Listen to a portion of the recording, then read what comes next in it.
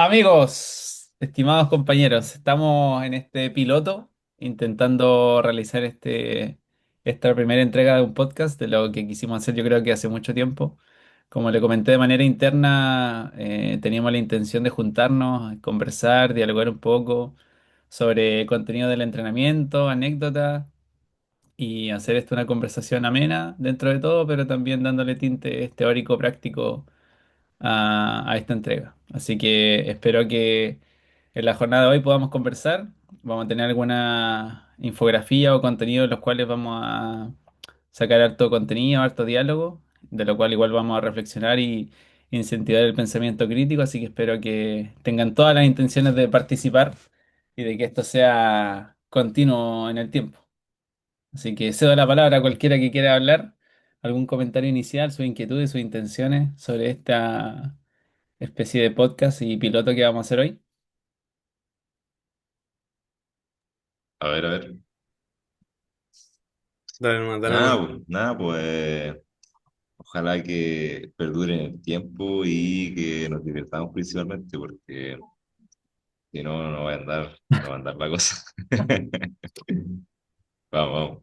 Sergio, Sí, vamos, veamos qué tal resulta esto. Va a estar interesante y buena idea detrás, así que puede salir algo muy bueno. De interés para todos. Renato, Digo, ¿qué acaba de pasar esta semana? Quiero que te explayes en eso. ¿Dónde estás? ¿Qué estás haciendo? ¿Qué hito importante tuviste hace un par de días? Me gustaría que puedas explayarte con eso y que nos puedas comentar qué pasó. a ver, esta semana partí la semana entrenando a los chicos a los levantadores paralímpicos, sabiendo que el jueves, ayer, tenía que defender la tesis del magíster, pero igual estaba tranquilo. Tranquilo porque había hecho una predefensa y había salido todo bien. Entonces, eh, tuve la defensa ayer y como pensé fue tranquilo.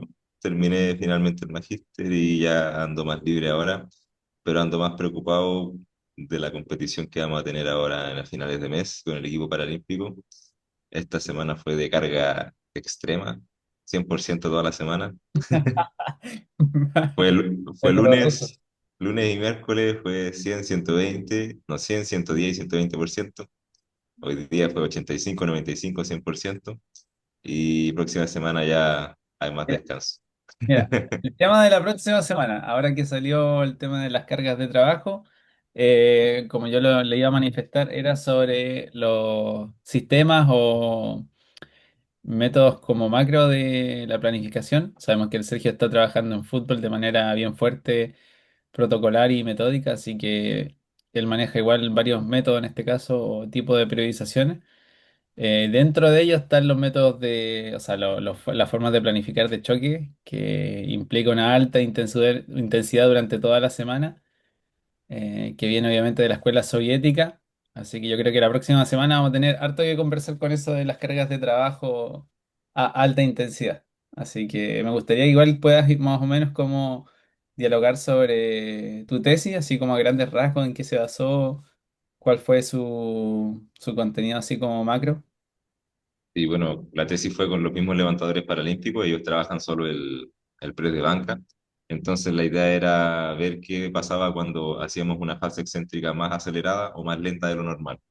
Eh, entonces experimentamos las cadencias normales que les hacían automáticamente, que se llama cadencia normativa.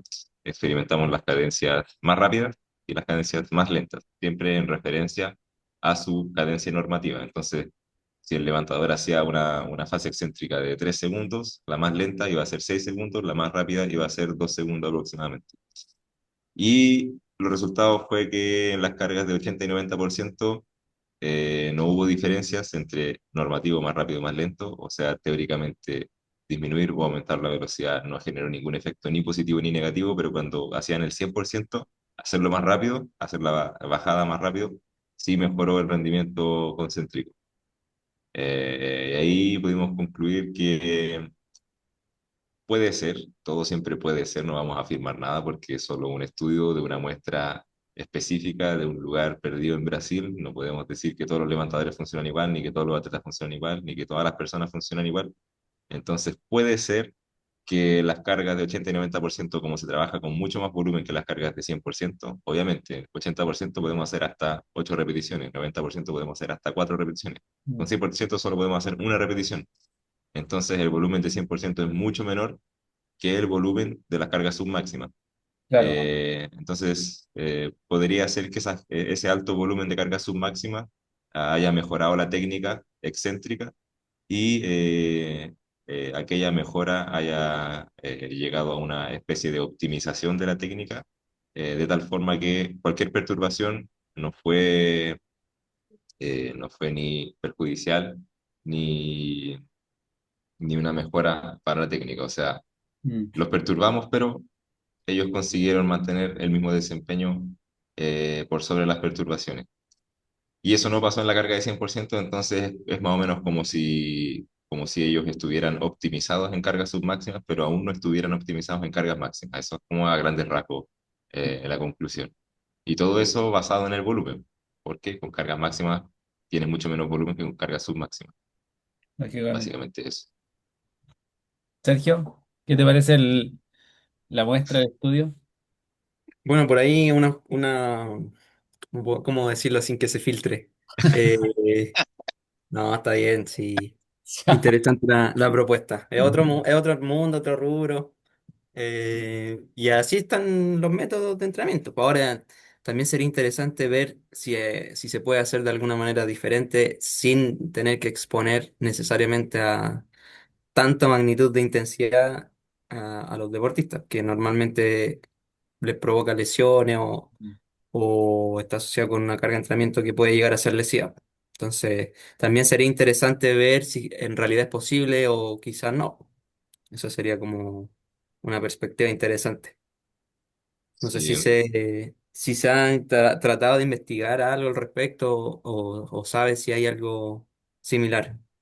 referente a la modificación del tempo excéntrico Claro, o en sea, porque otros. normalmente lo que se hace es darle duro todo el rato, o sea, a simples palabras, los levantadores. Pero no habrá alguna otra forma, quizás, o sea, no sé, por ejemplo, con el concepto de variabilidad. Variabilidad de la carga, te refieres, variabilidad de. En general, variabilidad de cualquier cosa, o sea, porque la variabilidad puede ser ya, vamos a, no sé, hoy día los tempos. Mañana vamos a hacer un contraste de carga ultra pesada con muy ligera. Ya, sí, sí, sí, entiendo. En ese sentido, igual nuestros levantadores trabajan con variabilidad, no es mucha la variabilidad, pero sí eh, es observable y es apreciable. Claro. Yo creo que tal vez otros entrenadores utilicen más variabilidad, pero también como lo único que hacen es press de banca, solo se puede variar la carga, la ejecución y no el ejercicio, obviamente. Mm, No es como que podamos hacer sesiones de otros ejercicios principales, sino que siempre el principal va a ser el press banca. Pero sí, sí se han hecho algunas otras variaciones, por ejemplo, trabajos con boards, que se llama, que son las tablas que se ponen en el pecho, que acortan el recorrido, pausas isométricas antes del impulso ascendente, eh, y también entrenamientos con resistencia variable y menos intensidad, pero cuando se quiere machacar, se hacen cargas submáximas y máximas toda la semana. Aunque el diseño usual es carga máxima el lunes, resistencia variable ligera el miércoles y también carga submáxima o máxima los viernes. Eso es como el más estándar. high-low, Charlie Francis. Eh, Saca el tiro, el rayo. No, es el modelo que usan los velocistas. Pues Charlie Francis, entrenador de atletismo, creo. Tipo. High-low. Pero igual es una forma en este caso de generar la variabilidad, po. O sea, yo creo que Renato igual Sí. lo acaba de manifestar de que obviamente se generan ese tipo de adaptaciones dentro de los programas de entrenamiento. Yo sé que hay programas de entrenamiento que son realmente menos variables y con una estructura de trabajo realmente monótona y Mm.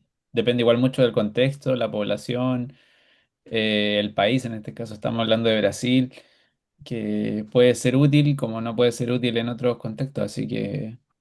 Siento que el hecho yo creo que podríamos hablar en otro momento sobre la variabilidad, al menos en el entrenamiento de la fuerza, sobre los métodos en este caso de que se están utilizando como más contemporáneos, un buen tema. Creo que Renato hizo una infografía más o menos rudimentaria hace un par de meses sobre Meses, años, diría yo. los métodos de entrenamiento con Cuando era parte del equipo contraste, Silver. complejos, le Cuando metió usaba Instagram. toneladas y todo, así que podríamos traerla, refrescarla, yo creo que podríamos hablar ahí extensamente Cuando era parte del equipo de célula de entrenamiento. antes que se auto eliminara. Me Claro. fui exiliado del equipo. Ah, pero felicidades, Renato, realmente felicidades. Yo creo que pareciese ayer, ¿no? Cuando estábamos ahí, no sé, en algún tipo de sala, en algún ramo de juegos lúdicos, y pensábamos en cuando cresta ser el momento en que tengamos que impartir una clase y nos desliguemos de todo esto. Y Realmente, creo que Sí, el sueño del realmente. pibe se está cumpliendo por ti. Sergio, igual ya este año me imagino que partes con tu docencia más estricta. sí, así es. Me toca darle. Así Ahí encontré que, la infografía del Renato. Entrenamiento excéntrico sentado. Está buena, ¿eh? Está bonito no, el sí, diseño. mira, hay que meterle IA y queda.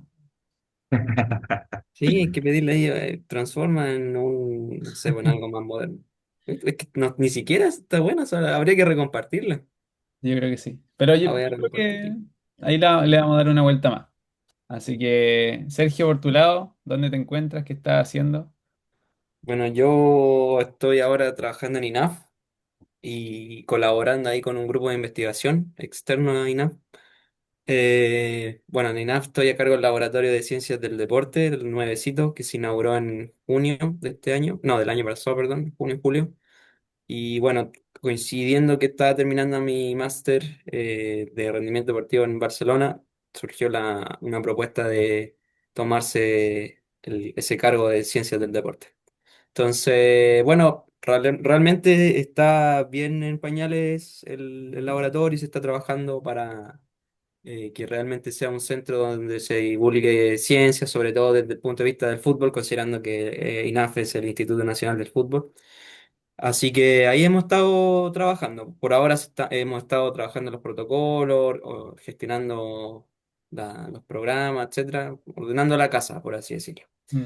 Y lo que hemos estado haciendo, apoyando harto a los árbitros del fútbol chileno, de todas las divisiones, tanto de primera división, fútbol juvenil, fútbol, sí, algunas de fútbol femenino también.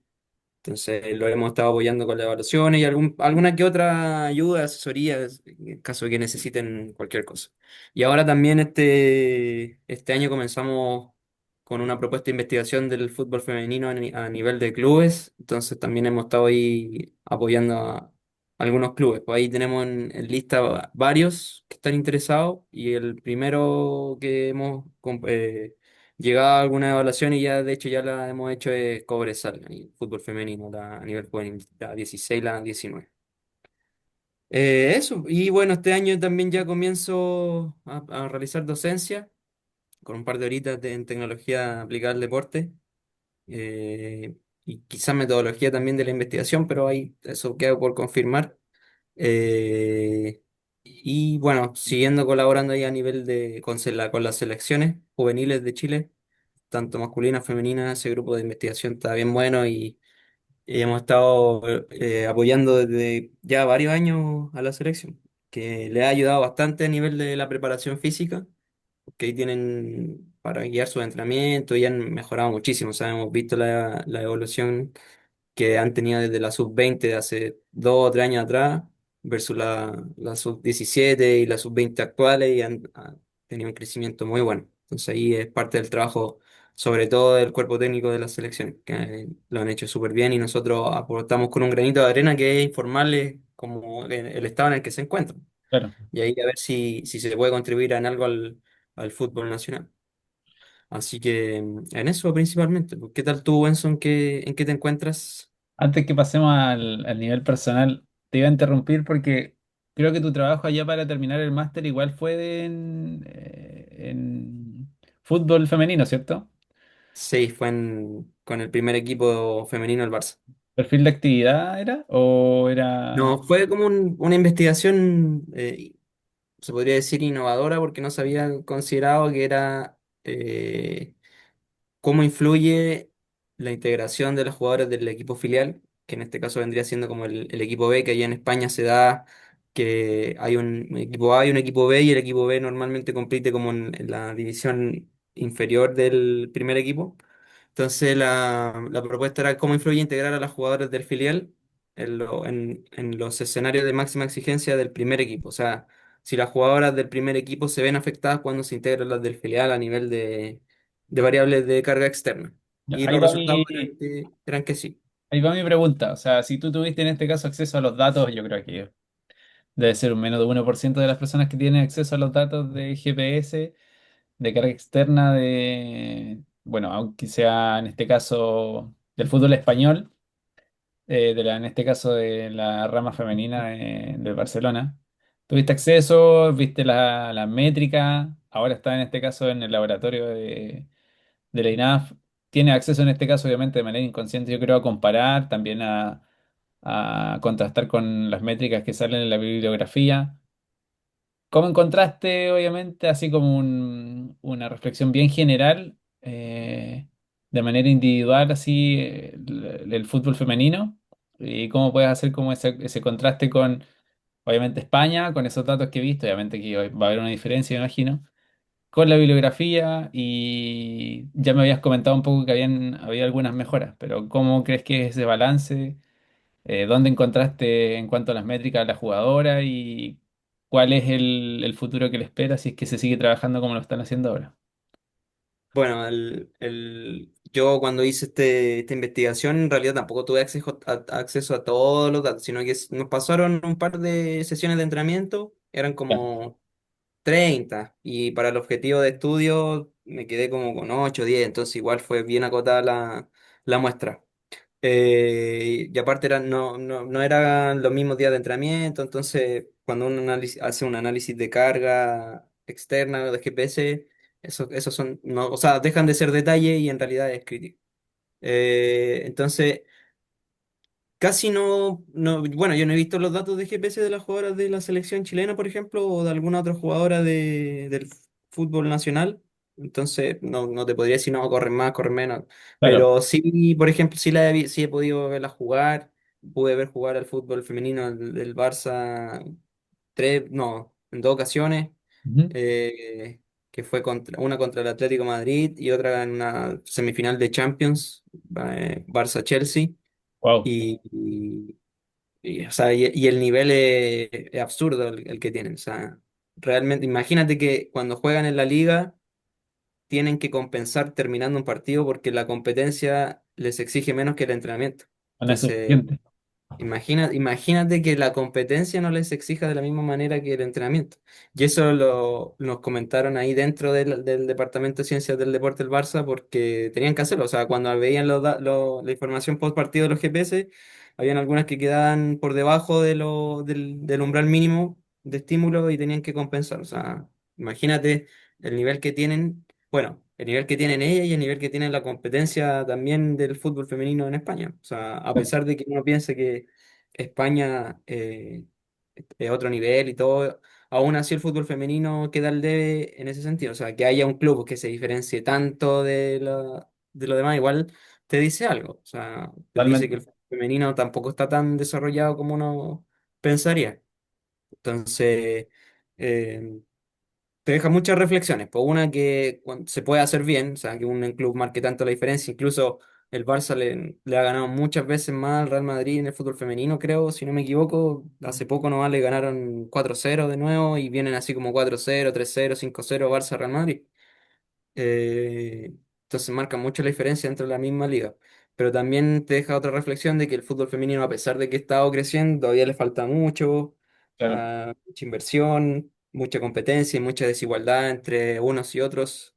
Y si lo llevamos al ámbito nacional, más aún. O sea, hace poco salió la noticia de que Santiago Morning femenino estaba por desaparecer.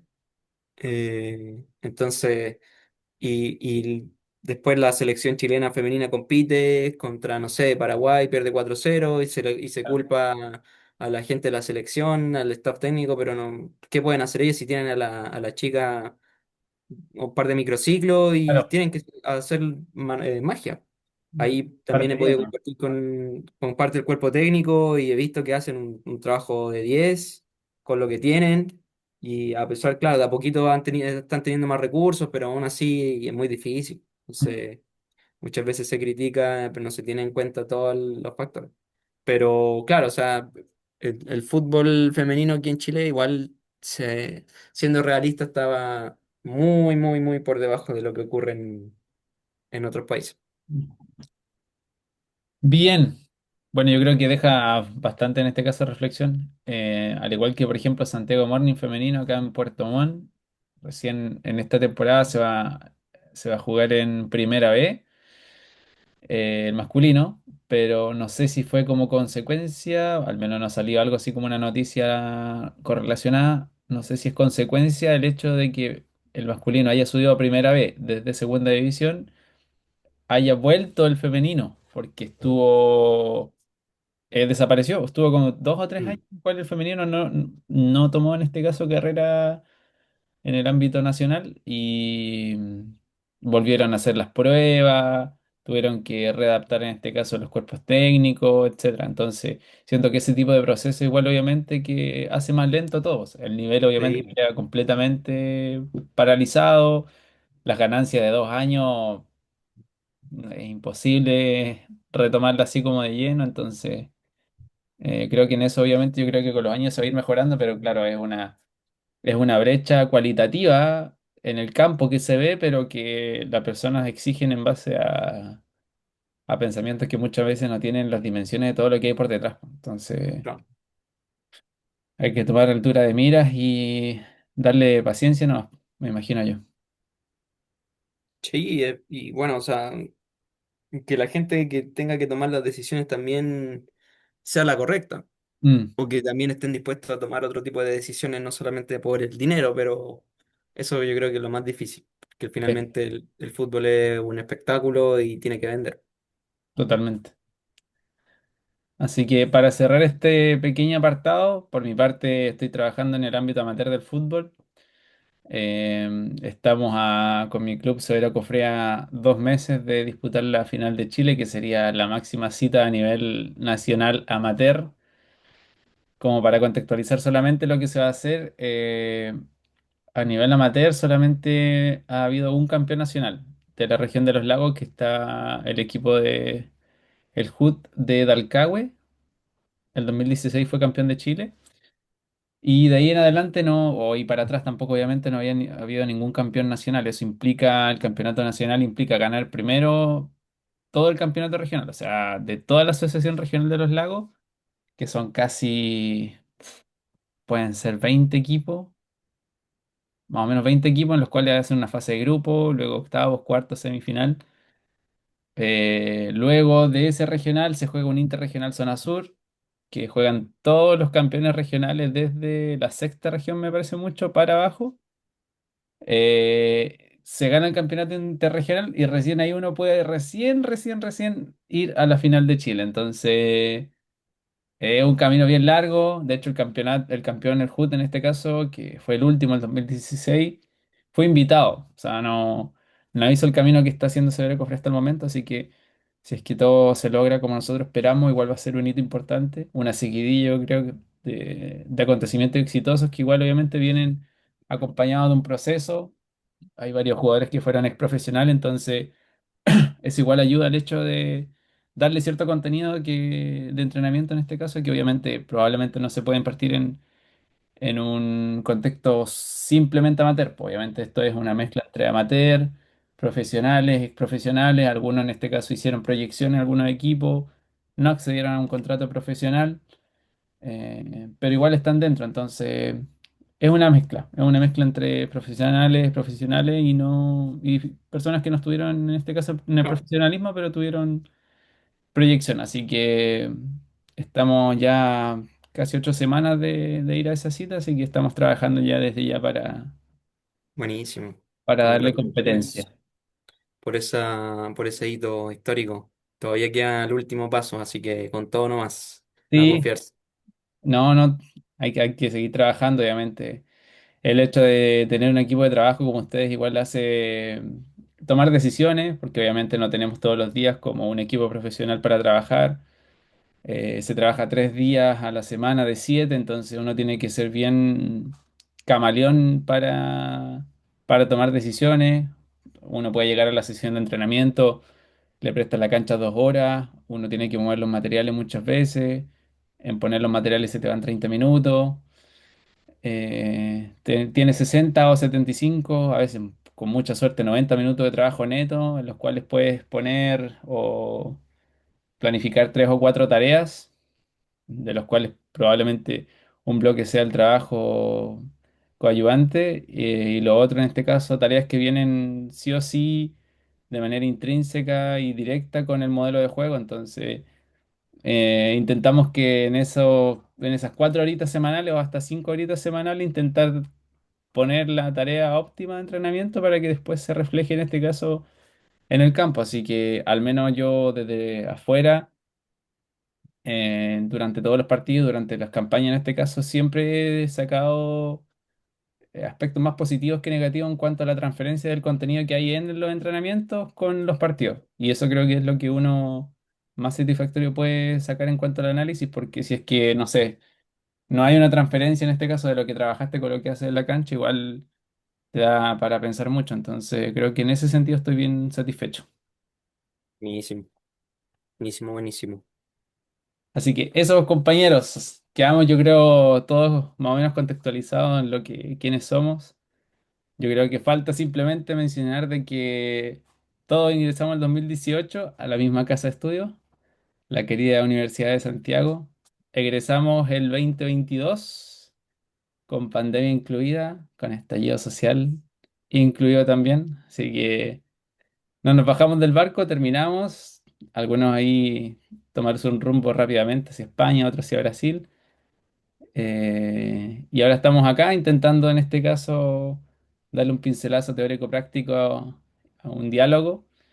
Así que podríamos ir ahora, Sergio, con los videitos, que podríamos en este caso comenzar a forjar el pensamiento crítico y pensar qué están haciendo estos entrenadores. ¿Cuál primero, el de Hansi Flick? El de Hansi Flick, vamos a ver. El primero en hablar va a ser Renato, porque me imagino. Si no hay sentadilla con más de 200 kilos, yo no, Ah, no aquí emito va, opinión. ahí va, ahí va, ahí va.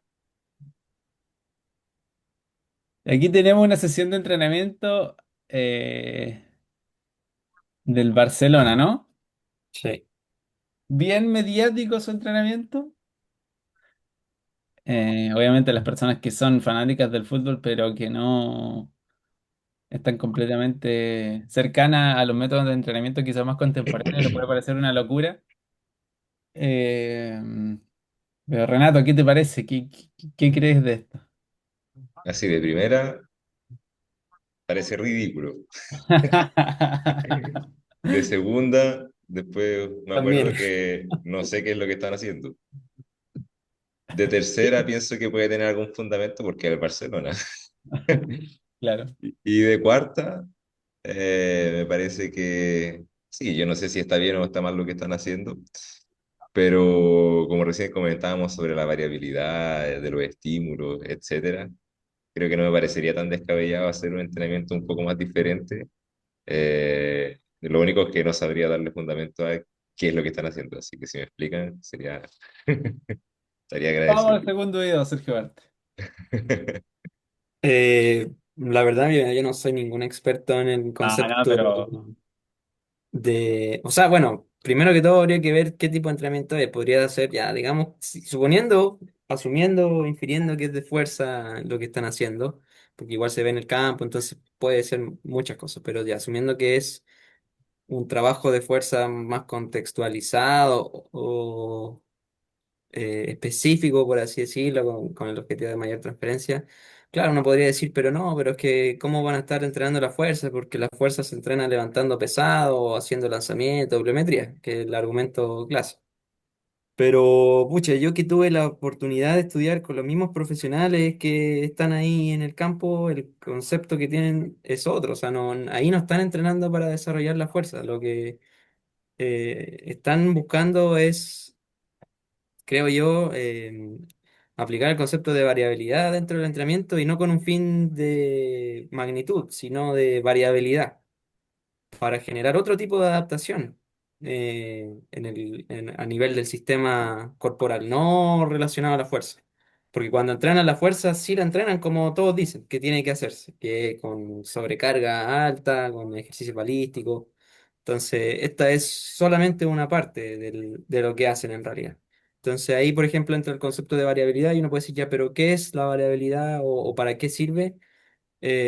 Sin yo ser un experto y habiendo harta bibliografía al respecto y varias propuestas, dinámica ecológica, eh, el aprendizaje diferencial, y ahí quizá algún experto podría corregirme, pero el propósito de esto es que el propio organismo sea capaz de autoorganizarse dependiendo de lo que está realizando. En este caso, por ejemplo, se puede ver que los ponen con una especie de polea anclada en los tobillos, en las caderas y en los brazos mientras golpean un balón. Entonces, al tener todo ese estímulo, lo que están obligando al cuerpo es a autoorganizarse o gestionar las fuerzas mientras realiza el golpe del balón. Entonces, claramente ahí el objetivo no es desarrollar la fuerza máxima o la potencia, sino que están buscando variabilidad con el fin de generar aprendizaje y adaptabilidad ante distintas situaciones. Ese básicamente es la premisa del entrenamiento. Ahora podrían haber otras opciones y otros objetivos, claro que sí, pero así a la rápida, ese sería el objetivo que tienen con estos entrenamientos. De hecho, también ahí se puede ver con banda elástica y ahí el objetivo es lo mismo. Tienen un compañero que se está moviendo a la par, entonces el elástico transmite la tensión y también te obliga a ajustar continuamente la posición del pie, posicionarte todo el rato para tratar de golpear el balón. Entonces, finalmente es variabilidad. Es la aplicación del concepto de variabilidad utilizando el entrenamiento de fuerza. Y no están buscando la magnitud física. ¿Y de qué sirve? Sirve. De hecho, hay hartos estudios, por ejemplo, en que aplican la variabilidad de otra manera. Por ejemplo, el aprendizaje diferencial que se basa en repetir sin repetir, en donde cuando buscan, por ejemplo, enseñar a lanzar un balón, eh, en básquetbol, por ejemplo, lo hacen con aprendizaje diferencial, en donde le obligan constantemente a variar el tipo, la forma de lanzar la pelota, y versus un aprendizaje tradicional, lineal, en donde se hace repetir, repetir, repetir el mismo lanzamiento, y la capacidad que tiene la persona de retener la habilidad es mucho mayor con el aprendizaje diferencial que con el aprendizaje lineal. O sea, quizá el objetivo final de lanzar el balón lo logran, pero a largo plazo el que tiene mejor retención y adaptación es el que hace el aprendizaje diferencial. Entonces estos mismos conceptos se aplican a este entrenamiento y claro, o sea, el objetivo es que el jugador sea más adaptable al contexto del juego, que es totalmente variable, estocástico y no se va a repetir la misma acción. Mientras hablabas, me puse a mirar fijamente los videos y sí, no un entrenamiento de fuerza tradicional, lo que sea, pero claramente sí están trabajando la fuerza. Y de hecho se nota en las expresiones de los jugadores que cada vez que tienen que jalar la polea hacen un esfuerzo, justo esa imagen ahí, ese jugador jala la polea con los brazos y se ve que está duro. Entonces al final hay mucho trabajo de estabilización de core, de miembros superiores y de intentar realizar acciones con los miembros inferiores mientras otros segmentos del cuerpo están realizando las tareas como tú dijiste. Claro. Pero todo eso a través del trabajo de fuerza porque se ve que hay un esfuerzo y me imagino que después de una sesión de esa ellos van a quedar, o sea, espero que ellos queden fatigados, entonces no creo que sea un trabajo muy recuperativo, por ejemplo, no se ve que fuese así. Eh, pero se me hace la idea que como el fútbol es un deporte tan, no sé si aleatorio es la palabra, pero de muchas situaciones inesperadas, eh, trabajar con tantas perturbaciones, creo que sí puede ser una buena opción para prepararte para una situación del juego que no va a ser tal vez tan inestable porque no voy a estar ejerciendo fuerza con todo el cuerpo al mismo tiempo en distintas posiciones, pero eh, veo que es un trabajo como muy coordinativo a través de la fuerza estabilizadora entre los segmentos, miembro superior, tronco, miembro inferior, sobre todo cuando tienen poleas en los brazos, poleas en el tronco y poleas en las piernas, estabilizar miembro superior, estabilizar tronco, levantar la pierna, chutear la pelota. Entonces, después de observarlo un tiempo no parece tan ridículo. Sí, o sea, Hay uno que lo darle encuentra una vuelta. entretenido, Obvio, claro. De obvio, obvio. hecho, hay un el libro de periodización integral de Miguel Ángel Campos, que es un PF español reconocido. En el apartado de la propuesta de entrenamiento de la fuerza, él también incorpora la variabilidad dentro del entrenamiento. Entonces ahí habla de repetir sin repetir y es uno de sus... propone 11 pilares y es la variabilidad de uno de los 11 pilares. Entonces dice que él no dice que entrenar pesado no haya que hacerlo, pero tampoco dice que no hay que entrenar de manera variable, sino que es como ir jugando con uno y el otro dependiendo de las necesidades. Y ahí habla de cómo integrarlo, cómo ir incorporando la propuesta lógica. Y de hecho ahí habla, por ejemplo, también de Julio Tous y Gerard Moraes, que fueron los pioneros de esto, que ellos son los que proponen este tipo de cosas. Así que sí, y bueno, y ahí una crítica que también tiene es que ya está bien, pero ¿cómo lo cuantificamos, lo medimos y lo incorporamos dentro de la carga de entrenamiento de los jugadores? Entonces, ese es uno de los puntos débiles que tiene porque hasta el momento no hay mucha investigación, pero también se está trabajando. De hecho, Gerard Moraz me hizo clase y ahí mostraban, por ejemplo, el concepto de variabilidad. Entonces, dentro de un mismo ejercicio, medir la variabilidad se puede. Creo que lo hacían con el GPS, el acelerómetro, el IMU, o sea, la unidad de medición inercial que viene dentro un GPS de estos típicos que usan los jugadores. En este caso ellos usan WIMU y con el sensor inercial medían la variabilidad. Y la variabilidad es simplemente ruido, qué tan diferente es el movimiento en el tiempo. Entonces, mientras más tenga un mayor índice de variabilidad, más perturbación. Pero también esta variabilidad no es que mientras más mejor, hay una zona óptima de Ah, estímulo de la variabilidad. Entonces, por ahí va el camino, en la cuantificación de la variabilidad. De la misma forma, me imagino que este entrenamiento no se hace todas las semanas, por ejemplo. No, Se claro. hace en un punto en específico y justamente para dar la variabilidad, si pasan varias semanas, un mesociclo, qué sé yo, haciendo trabajos muy similares para desarrollar alguna capacidad, ya meter una sesión un poco más diferente, que trabaje algunas cosas más diferentes, quizás, no sé si más cerca de la competencia, no tengo idea, o más lejos de la competencia, De pero hecho, justamente para dar ese refresco mm, de los estímulos. de hecho, la propuesta de Miguel Ángel Campo, él habla de, a medida que la temporada va finalizando, incorporar más estímulos de variabilidad que de sobrecarga alta, porque ya el organismo tiene mucha carga acumulada. Entonces, estos estímulos de Sí, variabilidad permiten hacer esta variabilidad, valga la redundancia. tiene sentido. Mira, básicamente para retroalimentar lo último a lo que ya dijeron, porque el escenario de reflexión se generó, dándole así como el último pincelazo. eh, yo creo que los medios de comunicación igual ayudan a salsear bastante todo este tipo de videos. O sea, desde el ámbito en este caso más amateur, las personas entienden el entrenamiento en este caso como no, como dolor, o sea, como éxito igual a dolor. O sea, Mm. y los métodos más tradicionales en este caso para generar las mejoras condicionales o físicas. Yo creo que todas las personas en este caso, la mayoría de las personas piensan así, o sea, los métodos tradicionales es lo que sirve y cualquier cosa que sea como distinto, quizás no cabe dentro de lo que nosotros pensamos. Lo que decía el Renato, yo creo que dio la tecla correcta, el hecho de que, claro, esto es en un punto súper específico de la semana. Habría que buscar en este caso el video cuándo fue para ver si es que esa semana el Barça tenía, no sé, un partido, dos partidos o estaba en pretemporada. Todo ese tipo de factores influye de manera muy directa. Sergio igual puede explayarse en ese sentido. Pero lo que más yo creo que hace pensar es que, claro, esto es simplemente, puede ser una tarea dentro de... ¿Cuántas tareas puedes tener en la semana, Sergio, siendo en el Barcelona? Unas 25 30 tareas semanales. Nunca repiten una tarea. Te digo, entonces es simplemente una pequeña pieza dentro del rompecabezas.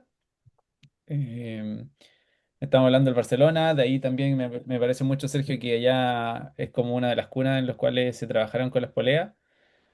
Sí. Entonces, es una forma muy directa de que el conocimiento entra al campo, de generar esa perturbación, de generar ese ambiente de caos, que es una línea de investigación que Sergio igual ha podido explayarnos en la interna, que los ambientes caóticos, que realmente es como uno de los sellos distintivos de los deportes colectivos, que realmente escolástico es perturbado, es caótico, es impredecible, entonces es intentar obviamente abarcar las mayores manifestaciones competitivas en el entrenamiento.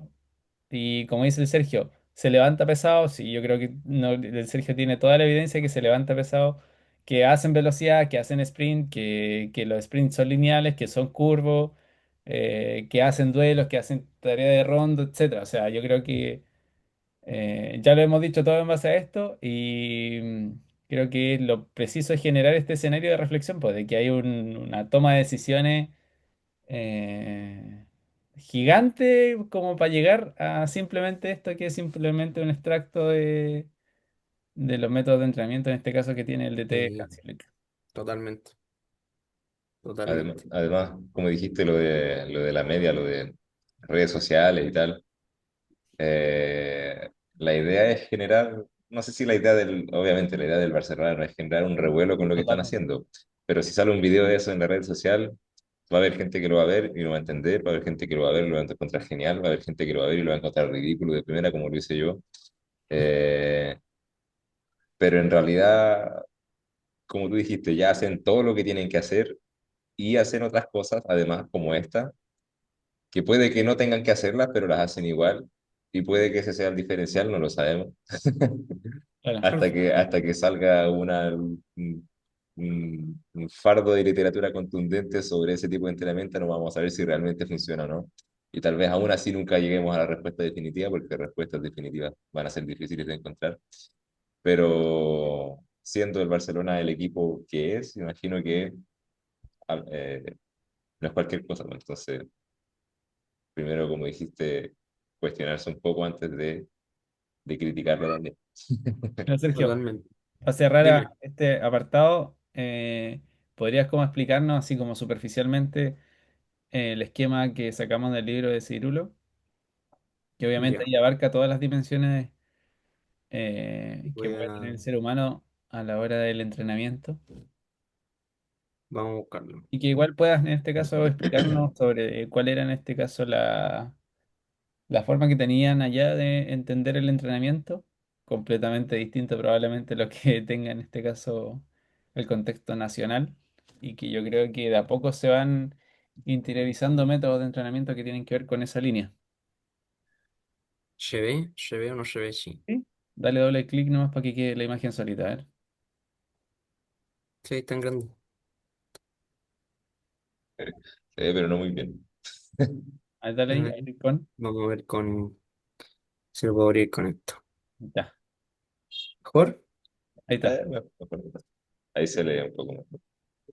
Metal, Bueno, ¿qué es esto? sea, el resumen este es como, como una visualización de cómo sería el concepto del entrenamiento del microciclo estructurado y del Barcelona. Eh, bueno, o sea, aquí faltan algunas otras cosas, pero en realidad el concepto del entrenamiento que tienen ellos es que hay dos grandes pilares, que es el entrenar para competir y el entrenar para entrenar, que aquí lo dice, el optimizador y el coadyuvante. Y el coadyuvante se asocia más con preparar al organismo para que esté disponible. O sea, y aquí habla de las familias de ejercicios de fuerza en 3D, en 4D, y ellos hablan de la multidimensionalidad, que el entrenamiento no puede ser lineal. O sea, una sentadilla, por ejemplo, es un ejercicio lineal, pero el fútbol es un ejercicio que ocurre en múltiples planos de movimiento. Entonces, por eso a ellos hablan del 3D y del 4D y le dan con los ejes de movimiento, etcétera. Bueno, justamente ahí se Eh, une con los videos que de alguna forma, ¿o ¿no? Claro, si esa es la base, si de hecho no sé, creo que Julio Tou sigue como el PF principal.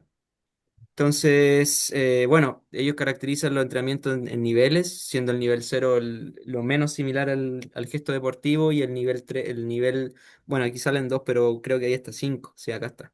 Mm, Es el propio movimiento deportivo, pero el coadyuvante uno 2 y 3 porque es descontextualizado y ya después los otros niveles tienen mucha más similitud con el movimiento deportivo. Entonces ellos también lo clasifican en cuáles son las acciones principales, el salto, la lucha, acciones con balón.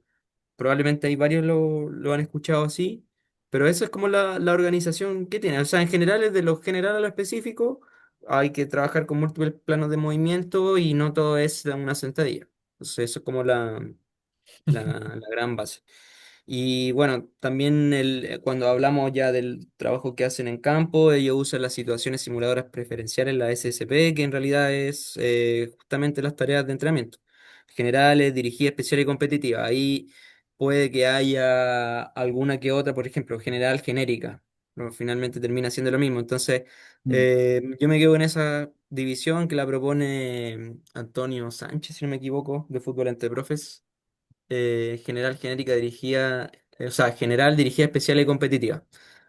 Que ahí están, pues, general, genérica, dirigida, especial y competitiva. Que en realidad es de lo menos específico a lo más específico. Y ya cuando hablamos de especial, competitivo, tiene que ver y dirigido con la toma de decisiones. Genérico, no hay toma de decisiones, dirigido, eh, creo que de dirigido ya hay toma de decisiones, pero es guiada, o sea, no es específica. La especial y la competitiva son las que tienen toma de decisiones específicas y la especial y competitiva difieren en el tamaño del espacio de juego y el número de jugadores. Especiales creo que es entre 5 o 7 y ya la competitiva entre 8 y fútbol completo. Y Totalmente. en realidad es súper lógico si uno sigue la estructura, o sea, no es tan raro, o sea, por eso Claro, es fácil de recordarlo. Y ahí, bueno, las estructuras del ser humano, la estructura condicional, la estructura coordinativa, la estructura cognitiva, socioafectiva, porque ellos también el eje del modelo es el ser humano deportista, que eso significa que hay que trabajar a nivel de la individualidad completa, no solamente desde el punto de vista físico, desde el punto de vista táctico. O sea, el deportista es una persona y por lo tanto hay que entender todas sus aristas para desarrollarlo y aprovecharlo al 100%. Entonces, esa es la propuesta de Paco Cirulo con el microciclo estructurado. No sé si se me queda ahí algo más. ¿no? El universo tridimensional, ¿no? Está casi todo Sí, mencionado. Sí, ese sería como el gran desglose. Obviamente quedan algunas cosas en el tintero, pero a grandes rasgos eso es a lo que se refiere. ¿qué te parece la propuesta, Renato, que tú vienes del mundo más de los deportes de combate? Así a priori, yo creo que si uno lo piensa así, hablamos de especial, de competitivo, del humano deportista, de los trabajos más condicionales, de las estructuras coordinativa, cognitiva. Siento que esta estructura, si bien es de un libro de deportes colectivos, no es extrapolable al 100% yo creo a todos los deportes, pero creo que la mayoría de los deportes a la hora del entrenamiento deberían estructurarse de esta manera o algo similar, porque esto engloba todas las dimensiones, o sea, no simplemente la estructura condicional, o sea, va más allá completamente. Y de hecho, yo siempre, para mí están como más o menos los tres niveles o tres clasificaciones de deporte. No es algo que haya desarrollado mucho, pero en mi cabeza a veces como que aparece. Los deportes de equipo son algo mucho más aleatorio e impredecible, con escenarios mucho más, ¿cuál es la palabra que ustedes usan? Estocásticos. Incertidumbre, de mucha más incertidumbre, o estocástico es la actualización. Oh, oh. Yo me quedé con incertidumbre Cuando de algunos escribí. años atrás. Luego vienen los deportes de combate que son también muy mixtos en capacidades físicas, muy similares a los de equipo, pero son un poco más individuales que los de equipo y son un poco menos aleatorios que los deportes de equipo. Y luego están los deportes de fuerza, que son por lo menos las tres áreas que intento siempre comparar, que son muy menos aleatorios, muy poca incertidumbre y los trabajos son mucho más monótonos y teóricamente ese mismo círculo ahí con tantos factores sería reducido y habría menos factores que separar y sobre los cuales pensar para los deportes de fuerza. Pero yo estaba viendo, por ejemplo, estructura cognitiva, estructura coordinativa y condicional, como tú dijiste, se aplica a todos los deportes. Entonces yo creo que el trabajo que él hizo, si bien se enfocó mucho en el fútbol aún así es un deporte y inevitablemente va a tener muchos otros elementos del deporte en general, que todos los deportes van a tener. Entonces, la parte condicional, la parte especial, específica, general, distintos tipos de tareas, distintos tipos de situaciones, todos los deportes van a tener. Por ejemplo, ¿cómo trabajaría dos situaciones distintas para los levantadores? paralímpicos que solo hacen el press de banca. Para mí, que ellos hagan el press banca libre y que hagan el press banca amarrado con la cinta que ellos amarran en la competición, ya son Claro. dos situaciones distintas y amarrados con la cinta es una situación más específica o una ejecución en donde ellos hacen el press banca sin pausa en el pecho, normal, es menos específico de hacer que hacerlo con una pequeña pausa antes de la subida, que es lo que les exigen durante la competencia. O el mismo hecho de hacerlos, obligarlos a que hagan el press banca solos, sin estar asistiendo a la barra, también es una acción más competitiva. O sin banca. Entonces, entonces, ¿Qué? Sin banca. sin hacer el press banca sentado es distinto. Entonces, de hecho, creo que hay unos perbancos horizontales, no sé si existen realmente, escuché hablar una vez, pero nunca lo comprobé, nunca vi uno. Bench press. Perbanco horizontal, como sentado, cuando sentado. En fin, entonces son solo pequeños, variaciones muy pequeñas que Mm. van a hacer eh, que, que se puedan dividir los tipos de entrenamiento en situaciones más o menos específicas, pero claramente los deportes de equipo tienen mucho más factores y por eso esa rueda es tan grande. Entonces, en otros deportes la rueda podría ser un poco más pequeña. Deportes de combate, como tú dijiste, creo que sería un poco, solo un poco más pequeña, pero sería muy similar a lo que aparece ahí. Eh, pero más que nada eso. Bien, fenomenal. Bien, bien, bien, bien, bien. Buena reflexión, Renato. Bueno, ahí hay un autor el que lo hemos conversado harto, pues, Jovanovic, que él también habla de Totalmente. la complejidad en los deportes de combate. Ahí tiene sus propuestas, está publicando harto, está bien activo en redes sociales porque le gusta mucho el Notebook LM, que es esta IA de Google, que puede crear infografía, y ahí él está como transformando su idea escrita en infografía. Entonces, de hecho subí un video que sería, no, es que esto es espectacular, decía esto es espectacular, y mostrar ahí la infografía. Entonces ahí está publicando harto de la complejidad en los deportes de combate, usando esa infografía. Está interesante igual la propuesta. Pero él era de los deportes de equipo, del fútbol, ¿no? Algo así. Claro. O sea, Ahora, ese loco ha estado en Oh, hartas cosas, ha estado en verdad. fútbol, ha estado en entrenamiento por salud, de hecho también creo que hizo como su formación profesional en algo de datos, como carrera de datos, alguna ingeniería, y ahora está en el MMA, mm, lo imaginé. entonces es bien mixto, le gusta Si le andar en gusta la moto, complejidad, la complejidad y la variabilidad de MMA sería Le gustan las lo cosas clásico. complejas.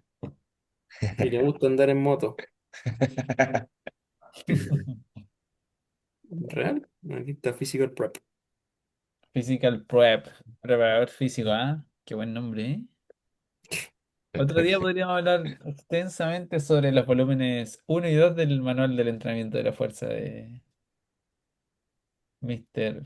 Physical Prep.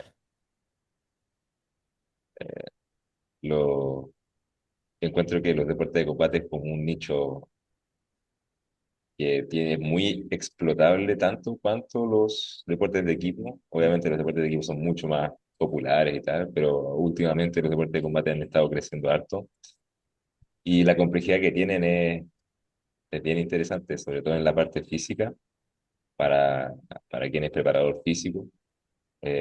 Muchas manifestaciones de la fuerza al mismo tiempo, Claro. mucha eh, variación de sistemas energéticos durante la lucha.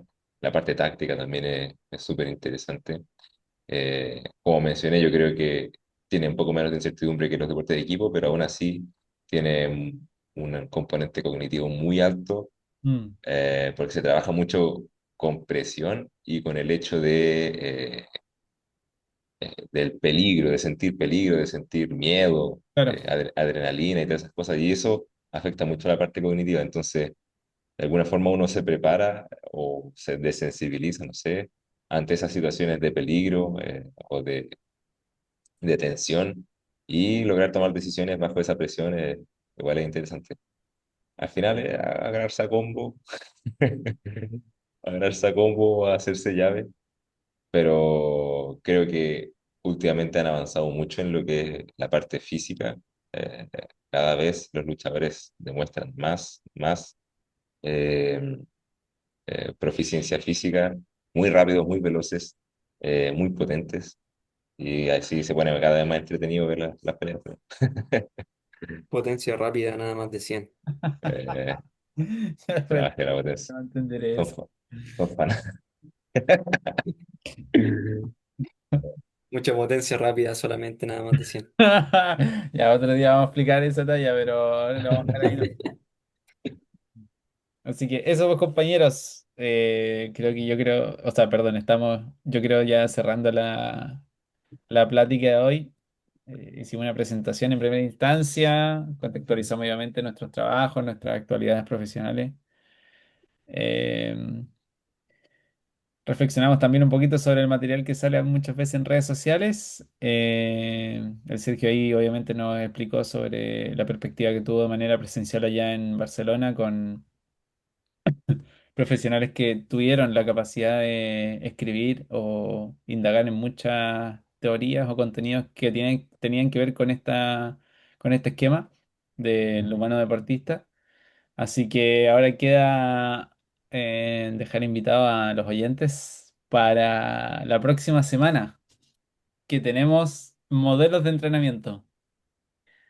Así que Cositas.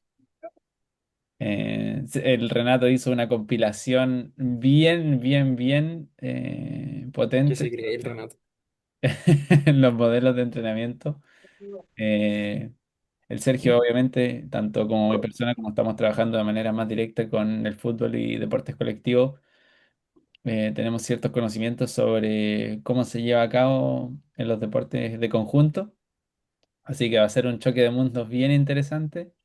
Vamos a llegar a la conclusión de que siempre va a haber un par de autores que son la génesis de todo y que ahí se ramifica hacia el escenario más contemporáneo, así que siento que es un tema que va a dar bastante de qué hablar.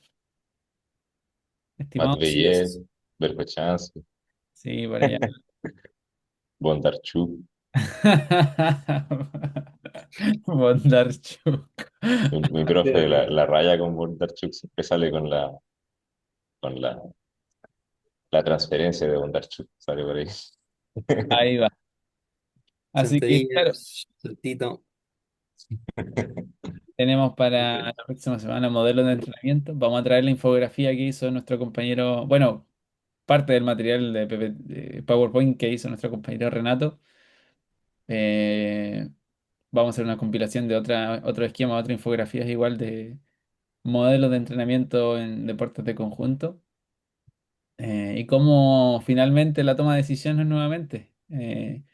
Es uno de los principales, yo creo, tópicos a la hora de llevar a cabo las ideas que tenemos en la cabeza, pero organizarlas de la manera más eficiente posible dentro del calendario competitivo. Siento que eso es igual tanto o más importante que simplemente tener un cartón profesional y decir soy entrenador. Siento que creo que eso es uno de los sellos que marca a uno como profesional. O sea, bajar todo tus lecturas, todo tu potencial, en este caso profesional, hacia una buena programación y no simplemente llegar a tu lugar de trabajo y pensar qué puedo hacer y si es que tiene o no éxito ya se lo dejo al destino. Ah, la reflexión. Así que eso, compañero, algunas palabras de cierre. No, No, entretenido. Ojalá que podamos perdurar y que la gente se interese más y dejen sus comentarios, like y suscríbanse. Like y suscríbanse. Así que eso esperemos que mismo. tenga algún oyente allá en Brasil. O poderle Yes, yes. seguir, dependiendo de dónde nos vean. Claro. Súper bien. Renato, Renato. No, comparto la idea, ojalá que especialmente eh, a alguien por lo menos le sirva. A nosotros nos sirve porque nosotros conversamos, nosotros mismos aprendemos entre nosotros, nos vemos un rato a la semana que ya pasamos harto tiempo sin vernos, entonces ya para nosotros estamos pagados, pero si a alguien le sirve, mejor aún. Por lo menos que sea para, no sé si entretenerse, la gente no es. No sé si aún queda gente curiosa que ve ese tipo de cosas solo por, ah, no sé, curiosidad, no sé si aprender algo, pero ojalá que alguien le sirva. Vos sos un don comedia. Así que eso, estimado, espero que tengan una buena tarde. A los futuros oyentes, espero que lo hayan disfrutado. Si tienen alguna consulta, lo pueden dejar. Y los dejamos invitados cordialmente para la próxima entrega. Chao, chao. Vale. Adeu.